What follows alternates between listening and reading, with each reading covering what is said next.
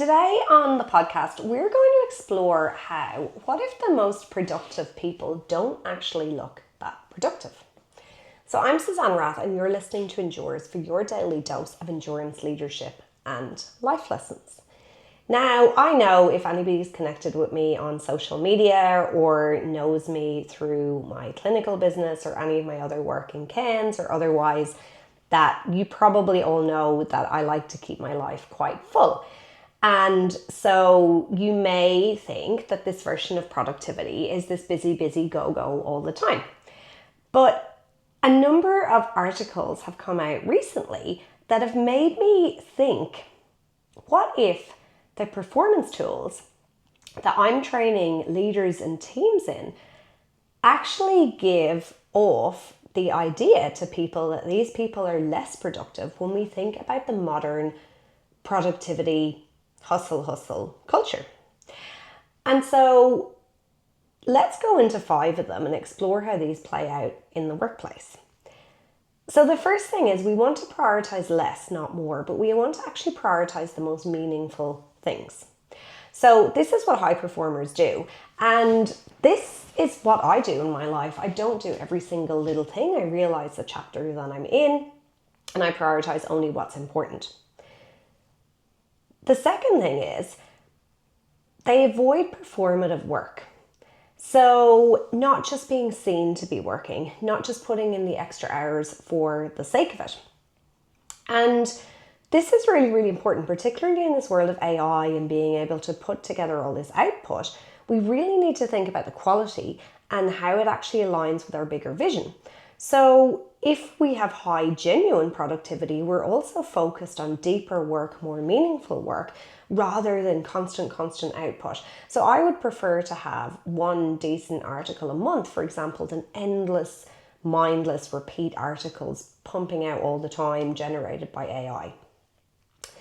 The third thing is people who may not necessarily look productive, but can be inherently really productive, share is that they work with their biology. So I speak a lot about chronotypes and working at our most optimally energized times of the day.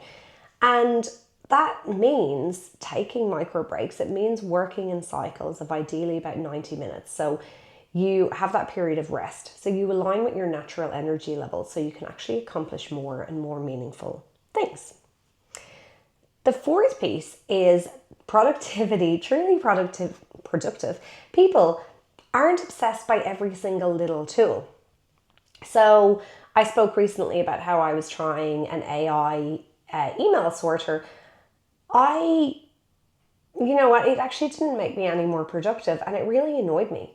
So I'm not obsessed with finding the perfect tool for every single thing. I'm happy to dabble into things, but if the time it's taking me to train the thing, to improve the thing, to check the thing's working is genuinely a lot longer than the problem I'm trying to solve, then I'm not really interested. And then the fifth thing is people may not necessarily look that productive if they're high performers, but they're adopting a lot of the strategies that I teach, or that, there's many books on this, because they actually value deep thinking. So they're not constantly going around with podcasts in ears and constantly trying to learn and constantly trying to multitask, because we know that this is just a form of its own delusion. And so you can find a number of Reddit threads on this, on true productivity. There's Silicon Canals articles. A whole pile of things have come out about this recently, and it's really quite refreshing, because whatever you choose to do with that extra time that you gain from only focusing on the stuff that's really meaningful and actually getting your core work tasks done in a faster period of time, because you have set yourself up for success, whether it's spending all that time being productive running trails and traveling, or whether it's sitting down in the garden reading a book, it doesn't matter. What really matters is that you develop the tools so you can perform on your terms rather than being performatively productive. Thanks for joining me, and I'll see you tomorrow for more from Endures.